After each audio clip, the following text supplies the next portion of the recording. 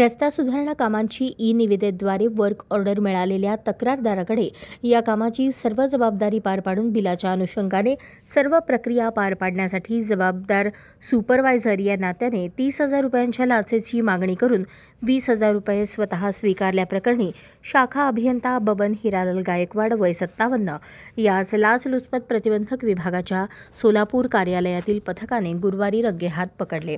याबाबत मिळालेली अधिक माहिती अशी: जिल्हा परिषद बांधकाम विभाग करमाळा येथे शाखा अभियंता म्हणून पदभार असलेले बबन गायकवाड, राहणार फ्लॅट नंबर 306 ग्रीष्म अपार्टमेंट करमाळा, जिल्हा सोलापूर, मूळ राहणार फ्लॅट नंबर 302 साई समर्थ अपार्टमेंट, केशवनगर, मुंढवा, पुणे वर्ग 2 यांनी तक्रारदार हे सुपरवायझर म्हणून काम करत असलेले कॉन्ट्रॅक्टर यांना जिल्हा परिषद बांधकाम विभाग क्रमांक 2 अंतर्गत वांगी नंबर 2 ते इझिमा 12 रस्ता सुधारणा करणे, वरकुटे ते साडे रस्ता सुधारणा करणे,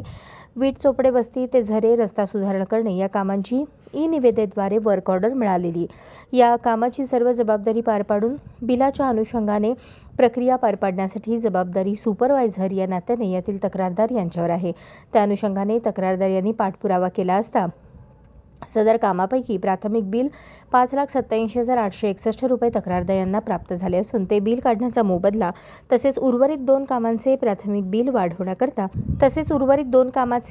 बिल काढण्याकरता म्हणून लोकसेवक बबन गायकवाड यांनी तक्रारदाराकडे 30,000 रुपयांच्या लाचेची मागणी करून तडजोडी अंती 20,000 रुपये लाच स्वीकारली। लाच रक्कम स्वीकारताना रंगेहात त्यांना पकडण्यात आले। या प्रकरणी करमाळा पोलीस ठाण्यात गुन्हा दाखल करण्याची प्रक्रिया सुरू असल्याचे सांगण्यात आले। लाचलुचपत प्रतिबंधक विभागातर्फे सोलापूर जिल्ह्यातील नागरिकांना आवाहन करण्यात येते की भ्रष्टाचारासंबंधित काही माहिती असल्यास अगर लाच मागणाऱ्या लोकसेवकांबद्दल अथवा त्यांच्या वतीने लाच मागणाऱ्या खाजगी व्यक्तींबद्दल तक्रार असल्यास त्वरित लाचलुचपत प्रतिबंधक विभागाचा टोल फ्री क्रमांक 1064 अगर दूरध्वनी क्रमांक 0217 231 26 68 वर संपर्क साधावा। अशाच नवनवीन अपडेटसाठी जनता राज्य न्यूज चॅनलला सबस्क्राईब करा, लाईक करा आणि शेअर करायला विसरू नका।